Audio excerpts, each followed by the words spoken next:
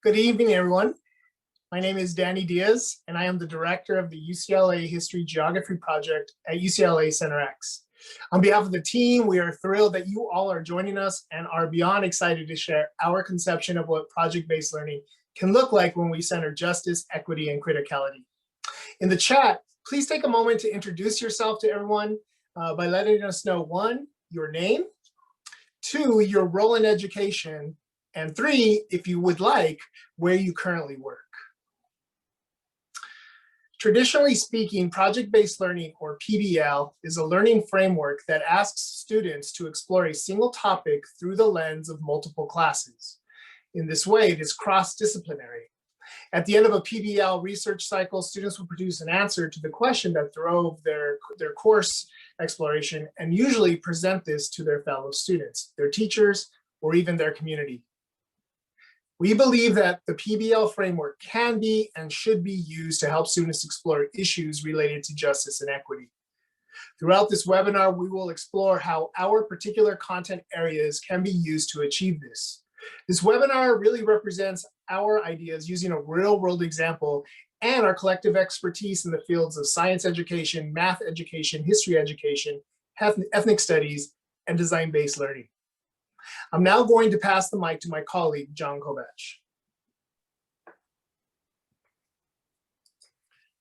Good evening, everyone. My name is John Kovach, and I am the director of the UCLA Science Project.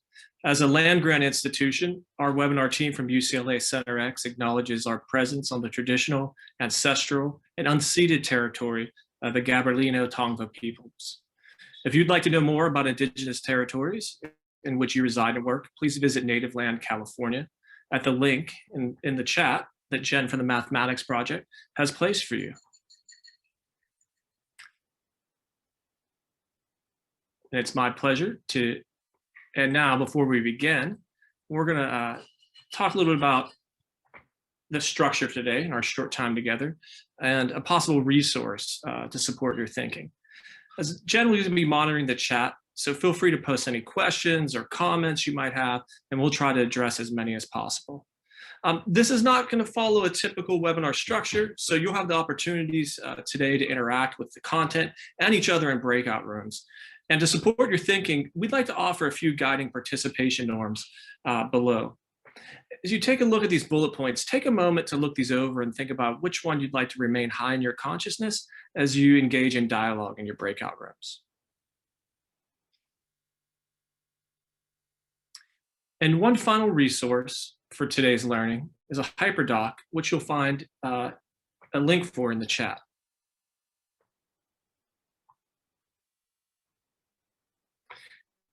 On this hyperdoc, you'll find today's focus questions and outcomes for our session. Our focus question, you'll be able to explore today, is how do I make sure that my identity does not come at the expense of someone's dignity? The outcomes that hopefully you'll walk away with are a shared understanding of the importance of storytelling and student voice in creating learning experiences, as well as possible strategies to increase student agency and center content in their lived experiences. In this hyperdoc, you'll find some areas to record your thinking, some possible reflection questions, and some other resources you'll see later in this presentation. Now it's my pleasure to introduce to you Cindy from the UCLA History-Geography. Thank you, John, and good afternoon, everyone. Thank you for coming. Before we get too far into it, we thought this would be a good time for you all to meet the team. So this webinar is being presented by Center X. Our Center X name captures both the intersection of research and practice, as well as our roots as an activist community. Together, we work to transform public schooling to create a more just, equitable, and humane society. Specifically, this webinar is a collaboration between the History Project, the Science Project, our Design-Based Learning Project, and our Mathematics Project. For your convenience, our team will be pinned so that you can match our Bitmojis to our faces. Thank you very much, Cindy. So to kick off our webinar, I want to frame our worked example of critical professional-based learning by asking you a question about identity. So specifically, I want you to think about your family, your culture, and your food traditions.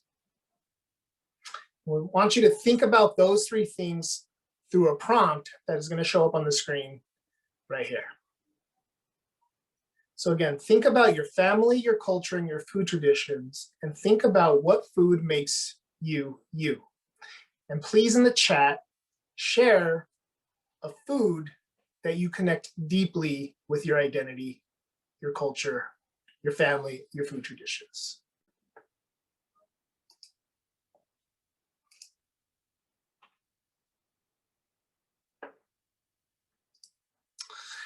So what we're going to do right now is transition into breakout groups. And in the breakout room, you're going to have a chance to not only share about the food that makes you, you, but also introduce yourselves to one another. So feel free to use the entire time of this breakout group and allow Zoom to bring you back if you want to use the entire period of this breakout room session. We're going to plan for this to run 6 to 8 minutes. And again, we're going to share a little bit about yourselves, but specifically answer this question: what food makes me?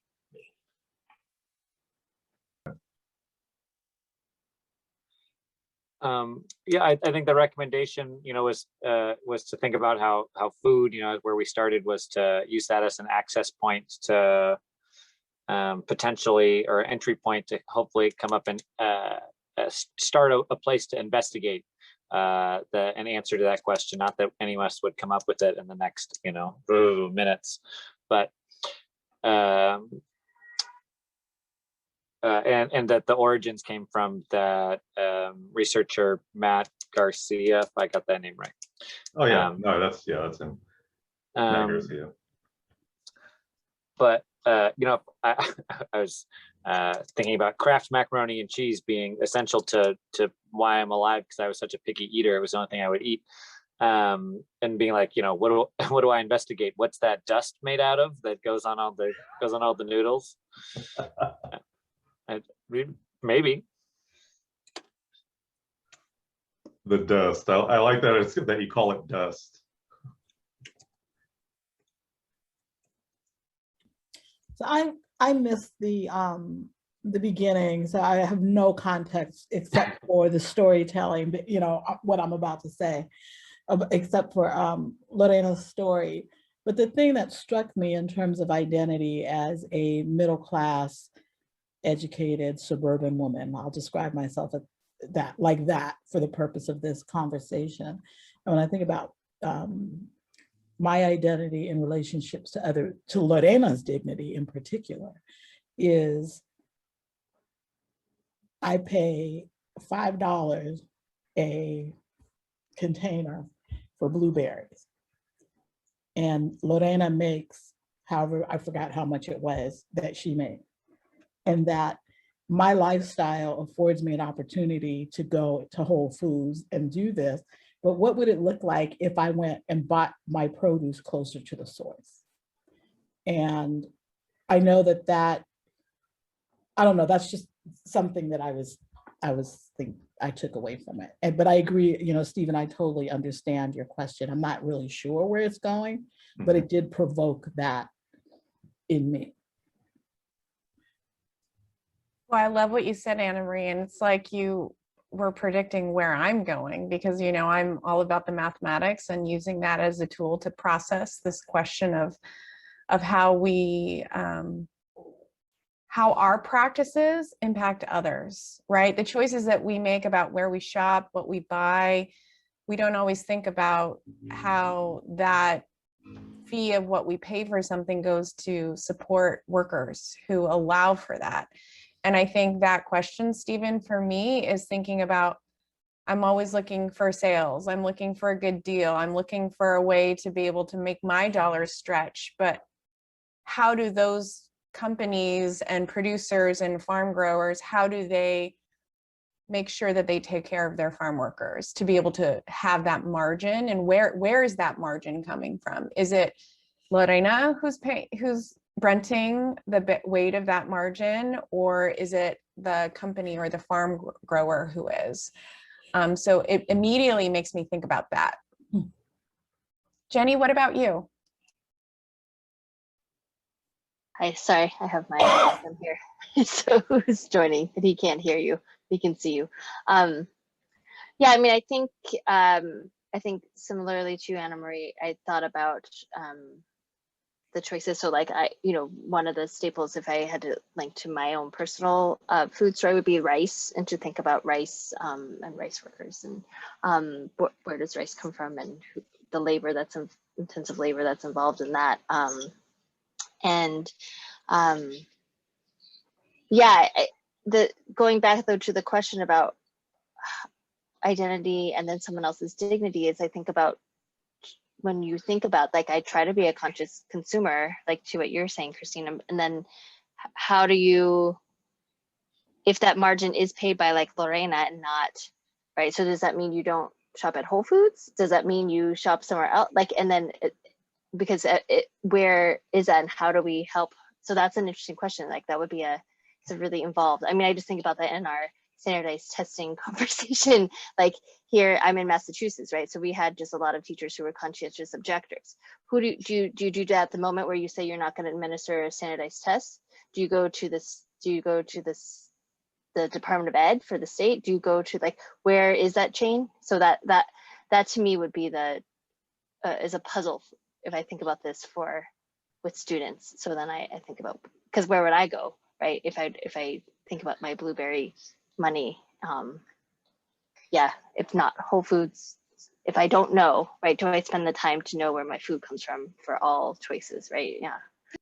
Well, that makes me think about conscious consumers. Like we are conscious about the things that we are made aware of, and what we consume is oftentimes dictated by special interests, which makes folks like Lorena invisible.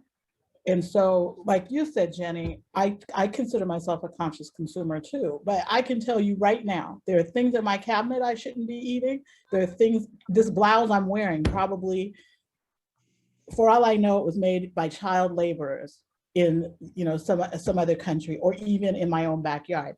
I don't know, because it's not been out there for my consumption. Like I have also, well, this is interesting too, because as educated people, we can find information if we choose to find it. But the public in general, they have what's in front of them. And that's why I think it's really important for us to have our students engaged in critical media literacy, because it helps them to be more critical consumers of what's out there. So, And welcome back, everyone.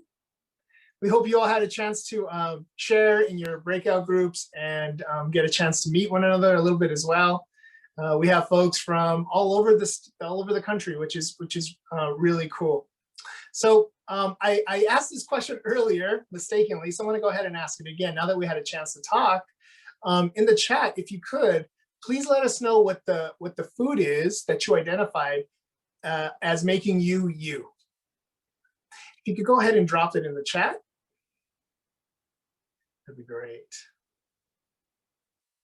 Okay, so I see dumplings, tortillas, that was mine. Government cheese, tamales, dango, holiday meatballs. I'm reading as quick as I can. Pizza, these are terrific. Thank you so much, and continue to share, please. As you continue to share, just give me a couple of minutes to I want to take a couple of minutes to contextualize this worked example of a critical approach to project-based learning. So the genesis of this idea comes from a workshop that the UCLA History-Geography Project and the UCLA Public History Institute put on in early March. The theme of that workshop was using history to inform movements for justice and public policy. The topic centered on farm labor. And on the third day of the workshop, our guest speaker, a photographer and labor activist, David Bacon, shared some of his photographs from the fields and some oral histories that he did while taking those photos. During this talk, David introduced us to a myriad of farm laborers and stories, but he introduced us to one that struck a chord with us in particular. Her name was Lorena. And Lorena is a field worker from the San Joaquin Valley. And like stories often do, her story stayed with us. So I'm about to share her story with you all, but I also want to just reference our hyperdoc of resources. I believe that it was just shared in the chat. And on the very top of the hyperdoc of resources, you'll find a link to Lorena's story. And feel free to click on that and follow along if you'd like. Before we get into that story, let's spend a few moments viewing two photographs that David Bacon took of Lorena. First is this photograph. It shows Lorena picking blueberries in the San Joaquin Valley. And if you notice the sourcing information, you'll see that Lorena is 20 years old, that she's from Oaxaca, Mexico, and that this photo was taken in 2012. We also want to give you a sense of where Lorena's story takes place and where she works. And so we provided this map to you to give you some geographic sense of where this story is occurring. Now, like I said, Lorena works in the San Joaquin Valley, and in her interviews with David, she mentions the two places that are pinned here, Lamont and Arvin. The second photograph that we want to show you pictures Lorena with her daughter. So what I'm about to read is a transcript of an interview that David Bacon did with Lorena. And as I read this, or as you read it for yourself, pay special attention to how she describes her work experience and her relationship with her daughter. And again, you can follow along by clicking on the Lorena Hernandez oral history link on the hyperdoc of resources. Lorena says, "You know, to go pick blueberries, I have to get up at 4 in the morning. First, I make my lunch and take it with me, and then I get dressed for work. For lunch, I eat whatever there is in the house, mostly bean tacos. Then the person who gives me a ride to work picks me up at 20 minutes to 5. We call him the raitero, which means ride in Spanish. His name is Rafael, and he comes with his wife.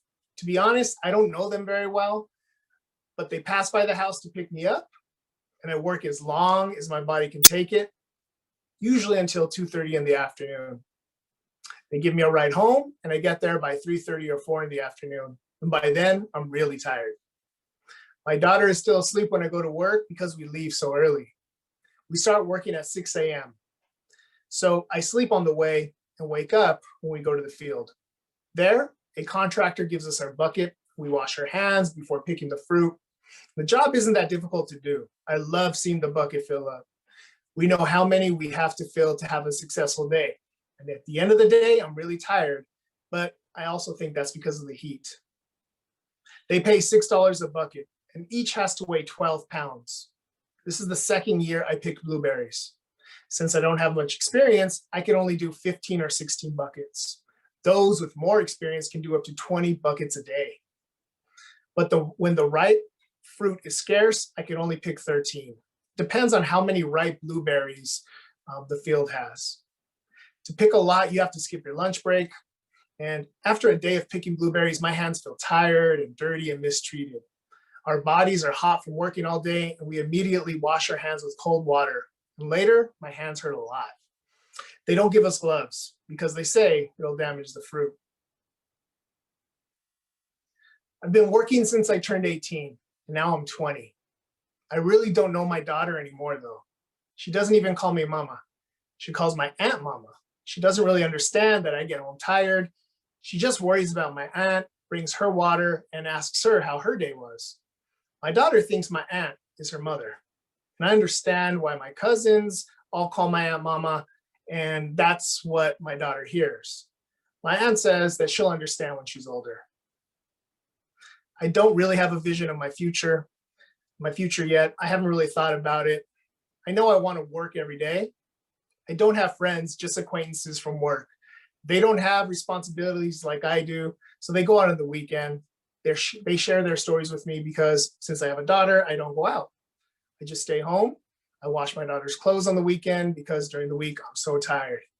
There isn't time to clean the house during the week either. That's what we do on the weekends. I don't think I'll ever return to school because of my age. My job will be working in the fields. Now, I'd love to go back to school, but it's too late for me. Well, maybe someday.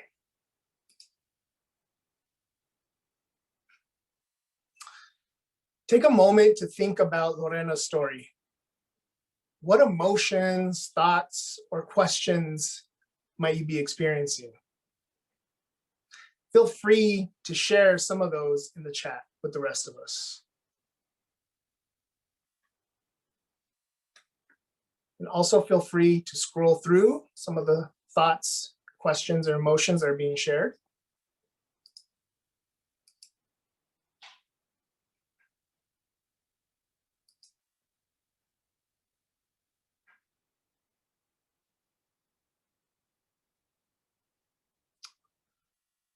Like I mentioned earlier, Lorena's story struck a chord with us. It stuck with us. And we all sort of realized that food is vital to our identity, it's vital to our traditions, but at what cost? During our Food Connects Us workshop in March, a question was posed to all of us by a historian named Matt Garcia. Matt asked us, how do I make sure that my identity does not come at the expense of someone's dignity? This is obviously a challenging question to answer without quite a bit of thought and investigation. And we believe for this reason, this is a question worthy of a PBL experience that centers issues of social justice. So we're now going to give you a chance to think about that question in another breakout group. Now, the goal here is for you to not have a concrete answer to this complex question, but instead think of an entry point to this question. For example, consider the food that you discussed earlier and its ingredients. Maybe engage in a conversation about where those ingredients come from, who does the labor of picking them, how much you pay for that at the store, etc. The idea now is to help you make sense of this question by first considering its direct application to your life. So again, this breakout group is going to explore the question that was in the chat. How do I make sure that my identity does not come at the expense of someone's dignity?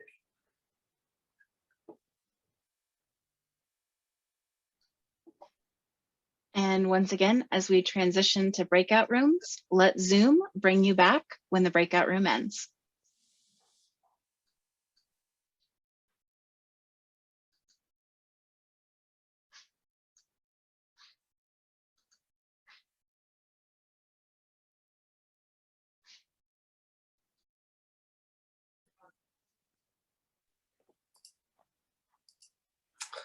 Okay, welcome back, everyone. Again, just to reiterate, this is a complex question that you all were attempting to discuss and tackle, to be sure. So something to think about is a sort of scaffold to this question. How would we frame it for students? Well, one scaffold to this question is to have students think about where the food that they identified, where that comes from. My example was tortillas. So my question would be, where's the corn come from? Having students to think about who picks it and what they're paid. Right? Those three might be some good entry points for students to tackle this. So we wanted to move forward and thinking about how we each approached this question through the lens of our particular content areas. More specifically, how do we approach Lorena's story and farm laborers through the lenses of history, math, science, ethnic studies, design-based learning? So for this portion of the presentation, we're going to go ahead and elaborate on this by framing the photos and Lorena's story through some conceptual and concrete examples from these subject matter areas. So we're asking you to envision this as a project-based learning opportunity that students in your community are working on, centered on this question: how do I make sure my identity does not come at the expense of someone's dignity? So let's go ahead and start exploring Lorena's story through the lens of history, social studies. And again, the hyper document for resources has links that you can use to pull up some of these pieces that we're referencing. here. So Lorena's story represents a voice that is not captured in textbooks. Typically, the voices of laborers are captured through the voices of labor leaders like Dolores Huerta or Cesar Chavez, and we refer to these stories like Lorena's as counter narratives. Counter narratives challenge traditional narratives. They're not traditionally in textbooks, but they help us better understand the historical perspective of everyday people. In their history classroom, students could explore Lorena Hernandez's story by analyzing using history literacy strategies. Additionally, in history social studies, we talk to teachers about having students develop a historical consciousness by teaching them to think conceptually about the past. We use a framework called the Big 6+1, developed by history educators Peter Satius and Tom Morton, and the UCLA History-Geography Project. We're the +1. This conceptual framework that I'm going to introduce you to can be accessed on the Hyperdoc of resources. So we want students to understand that Lorena's story is not without context and is not without precedent. Asking students to consider how does Lorena's story and this photo help us contextualize the farm labor movements of the past is a good way for them to practice thinking in terms of continuity and change. How can we make sense of the flows of history? For example, we can point to progress with the short hoe being shown in a picture that's going to show up in the screen. The short hoe is now illegal as of 1975, and this was part of an effort by Chavez, Huerta, and the UFW's campaign during that time. We can also teach students to think critically about the media that they consume. The concept of evidence asks, how do we know what we know about the past? When we ask you questions of media, secondary sources and primary sources, such as this photo of Lorena on the couch with her daughter, we turn them into evidence. For example, a student might analyze this photo, notice the pile of clothes on the couch, and ask a question: do farm laborers in the San Joaquin Valley get paid fair and just wages? And finally, why are we learning this? What is the point? The concept of the activist dimension helps us think about the ways that history can help us work towards equity and justice. Critical project-based learning provides students with the outlet needed to engage this historical thinking concept. How would this same story and these photographs be critically analyzed in a math class? For that, I'm going to go ahead and turn and pass the mic to my colleague, Christine Ho, who's going to give you that perspective. Thank you, Danny. Good evening, everyone. My name is Christine Ho. I'm the director of the UCLA Math Project, and I'm honored to be with you tonight as we share how Lorena's story inspired my mathematizing and centering on issues of equity and social justice. Danny just mentioned this idea of evidence from the Big 6+1 framework developed by history educators. I'm going to pick up that idea and make connections to how this can guide mathematizing and humanizing the lives of farm workers like Lorena. Excuse me. Mathematics is a tool in which we can analyze, process, and predict. Immersing myself in Lorena's oral history of her workday and how she strategizes her goals for the number of buckets she needs to pick initiated immediate connections to mathematical ideas. I started to generate a list of mathematical concepts and big ideas that connect her lived story to mathematics. Grade level spans began to emerge, and I therefore focused on identifying math content areas that cut across grade levels. This then led me to begin crafting and connecting specific real-world contexts to help me frame a driving question, really mathematizing her story. But in order to flesh out a driving question, it was necessary to balance the learning goals and how to articulate possible learning objectives. All the while, my goal was to keep Lorena's oral history and situation at the center, focusing on fair wages and how to analyze if and how farm workers are compensated in a way that honors and values their efforts. As I heard more about Lorena's life and the challenges of long workdays and being a young mother, I began to collect possible guiding questions to help formulate a driving question investigating Lorena's story. These questions then led to connecting to current context. For example, how much blueberries sell for at the grocery store? Navigating back and forth between the guiding questions and the real context supported the refinement of a driving question around the cost of blueberries and fair wages. What I just described was the journey I went through as a participant of the History and Geography Project workshop. If this PBL development was in partnership with teachers and students, it would be critical to invite students into the process of generating their own guiding questions to help develop a driving question. This invitation and centering on student curiosity and sense-making is an example of how critical PBL can be a generative, responsive, and transformative way to engage students. I now want to invite John Kovac to give us insight on science learning in this context. Good evening, everyone.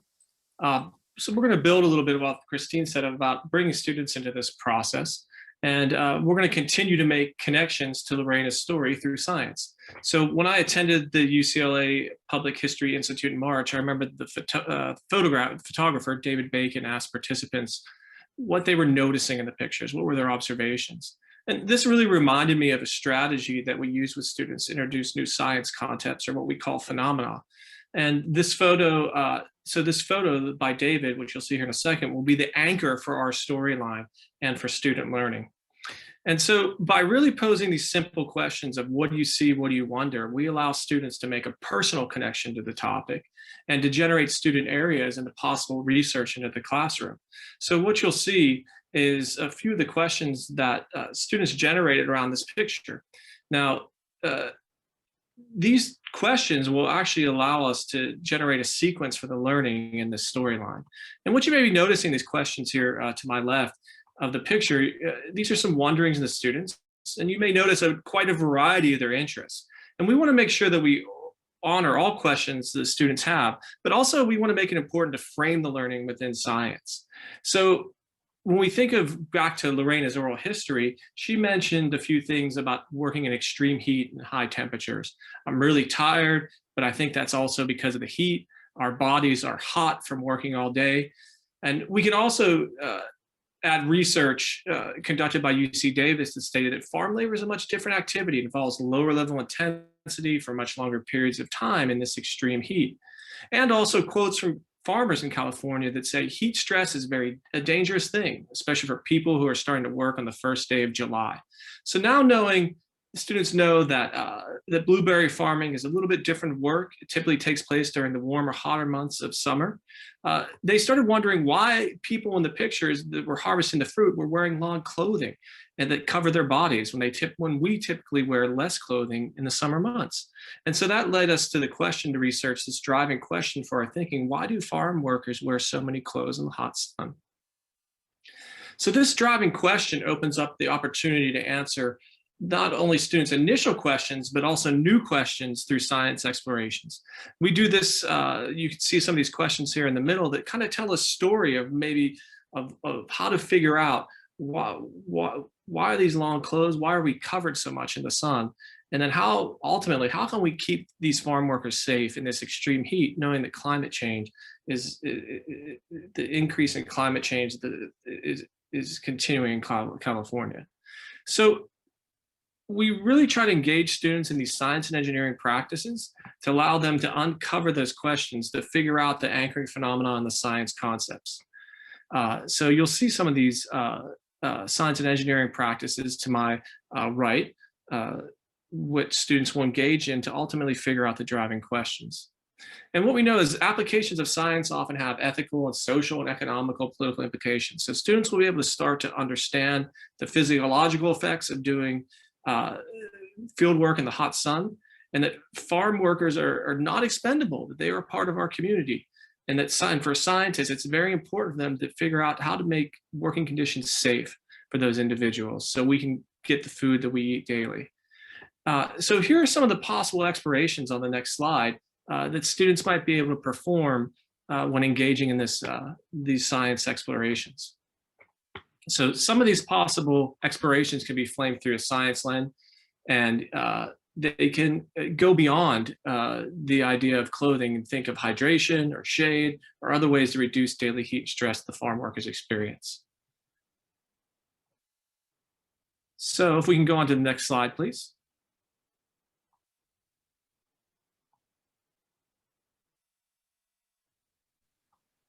Perfect. Thank you, John. Good afternoon, everyone. My name is Cindy Mata. I'm the Associate Director at the History Project, and my role today is to make connections to ethnic studies and ethnic studies concepts.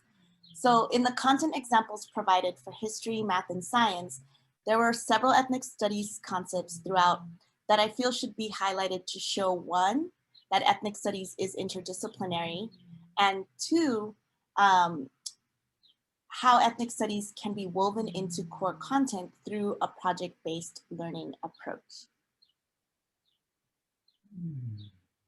So the first concept, there we go, is the power of storytelling. So Joanne Archibald defines storytelling as work that educates the heart, mind, body, and spirit, and adds that stories engage listeners and the storyteller in a respectful relationship of reciprocity. And in fact, it was Lorena's story that brought us all together and motivated us to do this work. So the use of storytelling can be an engaging way to center counter narratives that help develop empathy, but it can also lead to the inquiry process, as the previous examples showed. The next concept is humanizing pedagogy. And humanizing pedagogy is teaching that respects and uses the reality, history, and perspectives of students as an integral part of the education process. This pedagogy positions students as knowers and as active participants in their learning. So by pairing storytelling with project-based learning, this is one way of engaging in humanizing pedagogies.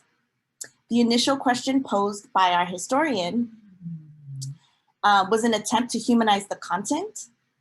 Through his question, which you see on the screen, he puts us in direct conversation with Lorena and her life, and reminds us that we are in community, in relation with one another, even if that's not always at the forefront of our thinking. Additionally, I want to highlight some of the follow-up questions that young folks asked as they heard about Lorena's story, right? In science, we heard, is this work dangerous work? And through conversations with the Math Project, I heard a young person asking, does her daughter understand that Lorena is her mother?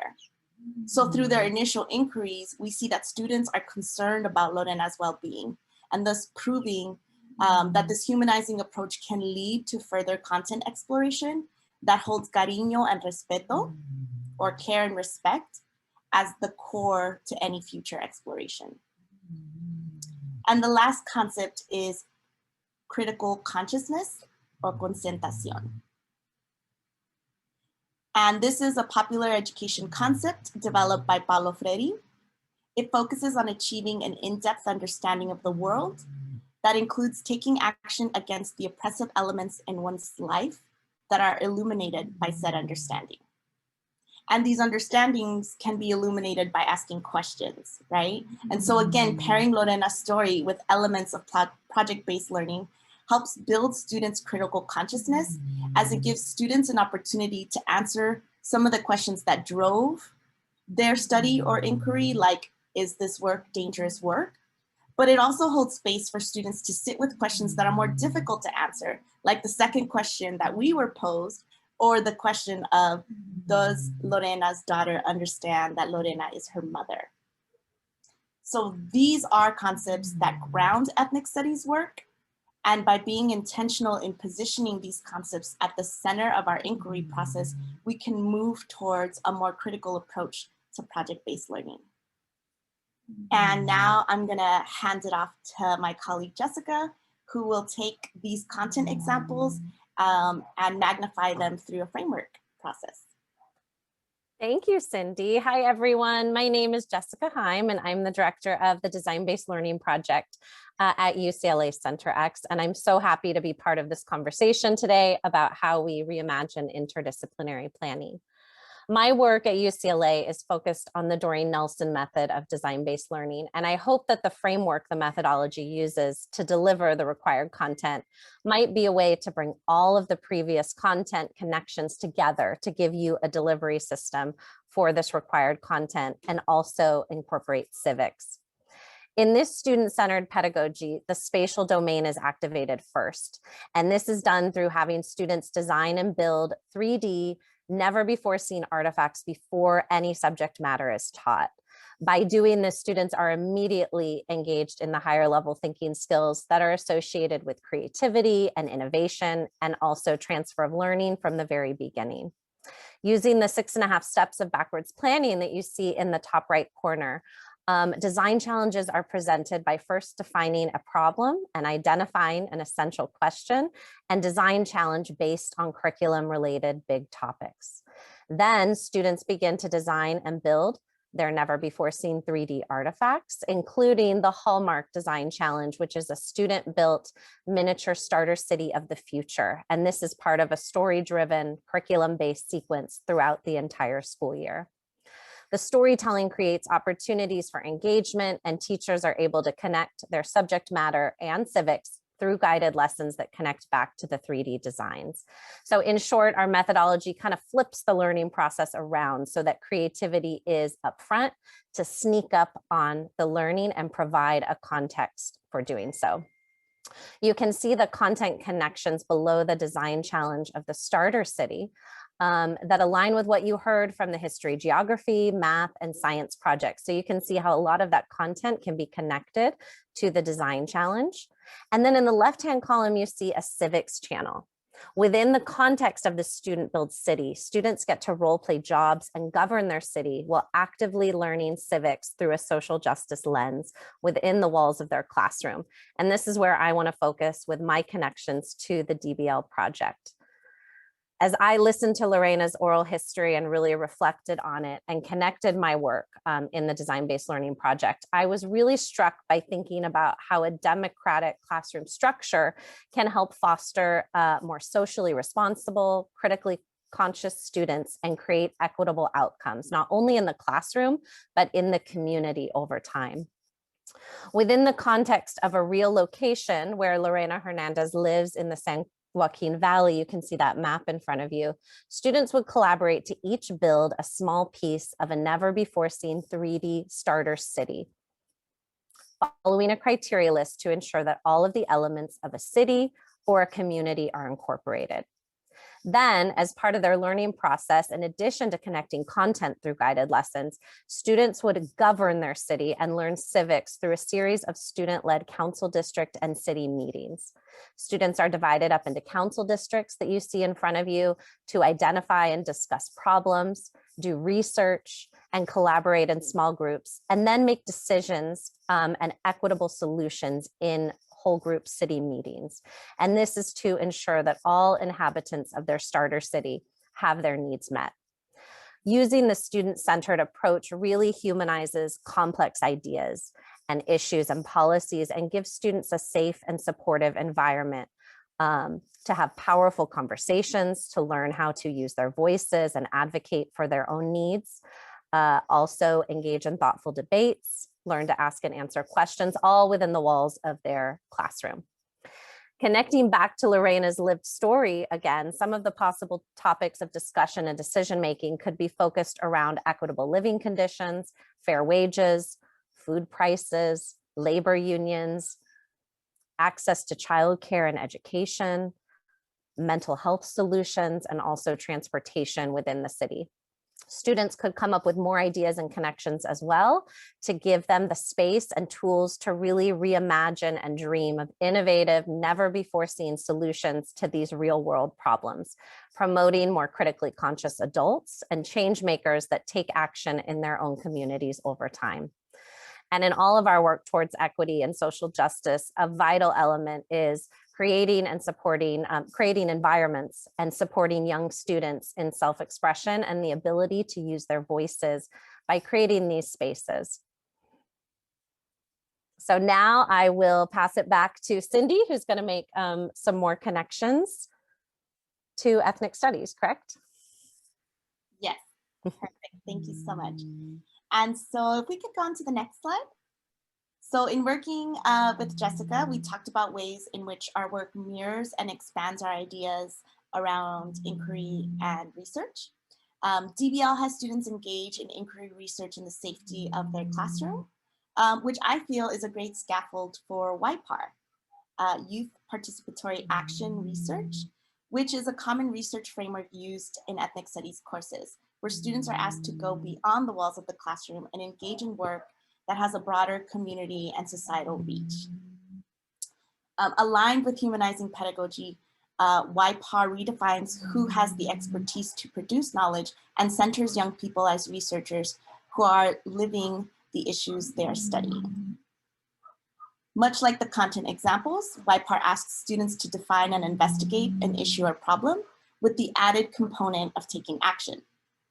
With the last step, YPAR promotes young people's social political development, their critical consciousness, so that they understand the roots of the problem facing their communities and have the skills and motivation to take action. I did put a link to YPAR related content in the hyperdoc for you all. One piece that I would now add to the YPAR process after learning about DBL is holding a space for a design challenge in the form of freedom dreaming at the beginning before students begin their investigative work. I feel this would give students an opportunity to practice freedom dreaming, what a solution might look like prior to engaging in their research. So freedom dreaming, as defined by Bettina Love, are dreams grounded in a critique of injustice. These dreams are critical and imaginative dreams of collective resistance. Though the term is being reintroduced presently, the idea of freedom dreaming towards liberation and social justice is not new.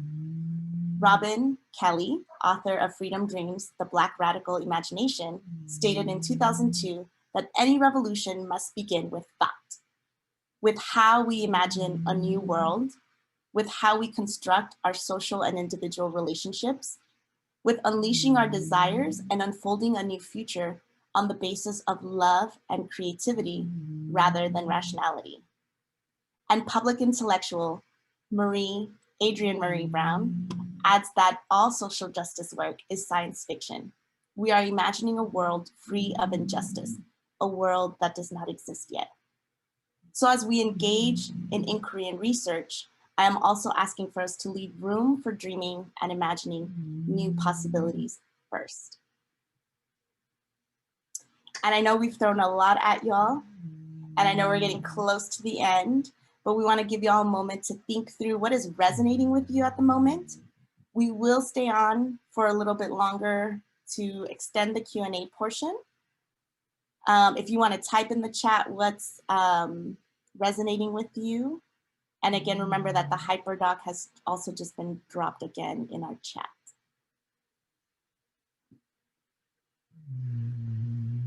If anyone does have questions, you can either raise your virtual hand or unmute yourself and just ask.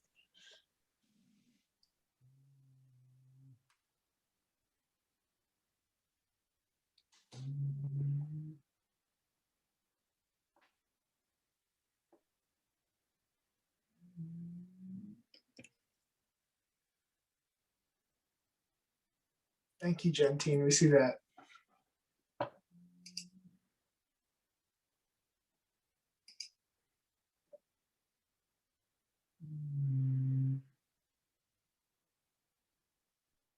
Well, we all are really appreciative of you joining us today. We hope that at the least this was thought-provoking. If you're curious to learn more about the center or about our individual projects or the other projects that are housed at Center X, there's a link on the hyperdoc of resources that can take you to that. Thank you so much. That can take you to our web pages, our social media accounts as well. So again, feel free to stick around for a couple of minutes. If you want to ask any questions of us, feel free to ask those in the chat. But on behalf of the team, we all want to thank you so much for joining us. And we hope that you all enjoy the rest of your evening.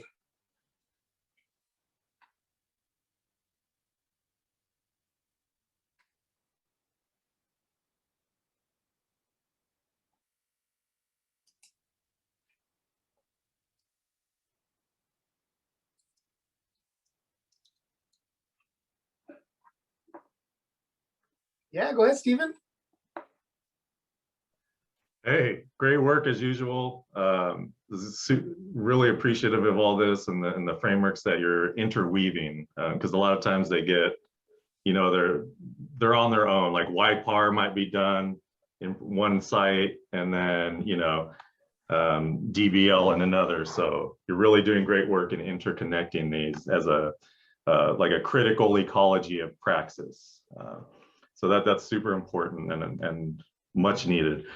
One thing, you know, I'm thinking about in my own practice with my students trying to do this work, you know, how are students how are they responding to this? You know, what are the stories of the students as they do the work, engage the work, you know, and kind of their developmental trajectory, like throughout, you know, because they come into the classroom, they start to do these projects, and by the end of it, you know, lot's gone on, and you know, it's got their brains firing. It can be transformative for them. So, you know, are you recording these experiences in different ways and looking at that qualitative data, and then assessing, you know, what are the benefits that I'm sure, you know, are part of the large body of research that substantiates all this?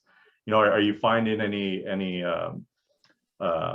other outcomes as a result of this interlinking approach, which I don't recall seeing research on this, you know, approach and its outcomes.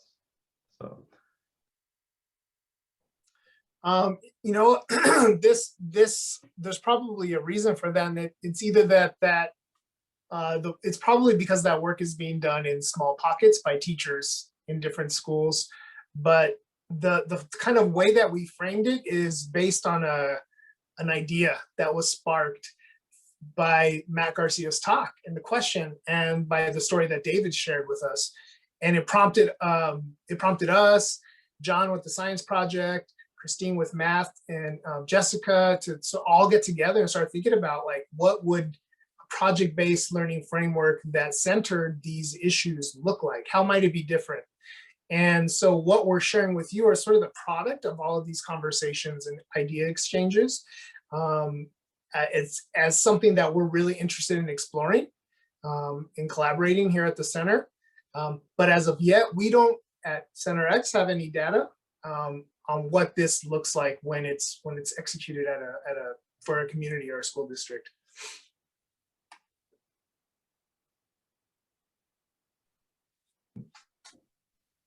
I appreciate your response. Thank you. Hi, I just want to say this was amazing. Thank you so much. I'm new to PBL, and what you just demonstrated put it into perspective for me and in a very meaningful context.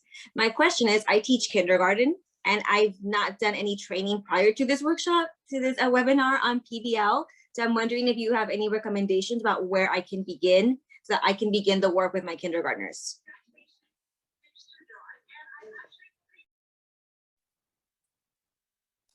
Go ahead, Jessica. I was just going to answer your question. So we do provide some trainings through Center X. We have one coming up at the end of July. That's an introduction to design-based learning interactive workshop where we really take participants through the design challenges. And it's an interactive experience where we teach you the tools and strategies to start this in your classroom. We also help support with interdisciplinary planning in K through 12 classrooms. Perfect, thank you.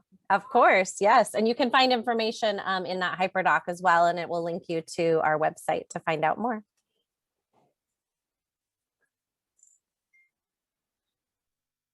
Thanks for all of the presentations. I was thinking about a question about implementing you know, design-based or project-based learning, you know, thinking about Lorena and your question, Danny, about trying to find entry points to answering this broader question. I'm just asking, kind of as a rule, is it helpful to kind of go through this yourself in the design phase before implementing it with students? You know, my small group got caught up on being like a critical consumer and kind of like, what are the steps that I could take as an individual And so thinking about how much research potentially and experience I need to do before I would feel comfortable leading students through a similar experience. So just thinking about a rule of thumb. Yeah, you know what? I think what was helpful for us in this process was we all kind of met together and we were just like, well, what did we get out of that story? So like John talked about it from a science perspective, and Jen and Christine talked about it from a math perspective. So I think like, just like as a generative process, like if you're going to try and do this with educators, like as an interdisciplinary approach, maybe just starting off the conversation of like, what's coming up for you all individually. And what was really cool about that process is through there, we were able to see like, cool, like it's storytelling that's grounding everyone's interest and motivation. The different parts of it will come, you know, from the content-based approach, but at the heart of it was the storytelling and the humanizing component of like what that does, right? So I think like that would be a really great first step, because that just helps. It helped me see Lorena's story in ways that I didn't come at it originally. Less important about the final outcome, you know, like what we can do within this, you know, as a critical consumer within the, you know, our thinking about Lorena, but more about the humanizing component, and that as a mindset to cultivate within our students. Thanks. Yeah, I just want to add one more thing, adding on to what Cindy said, that I think this back and forth is so important. You know, for me, when I heard her story, I immediately started to think about so many different things, but it wasn't until I was able to talk through that with others. And if I could have done it with kids and teachers, I would want to hear their perspective. I actually was able to share it with my own children, and hearing what concerned them around what they heard was so enlightening, and also really helped us, like you talked about, this humanizing part of it. I think that's so critical. So I would think there isn't necessarily a rule of thumb, other than I think hearing from all parties is really critical. It's about processing it for yourself. It's about processing it with students and other colleagues, you know, and this back and forth. And not that there's always only one direction, but it's just checking in and hearing other people's voices, because their lens is going to help you think more critically about it.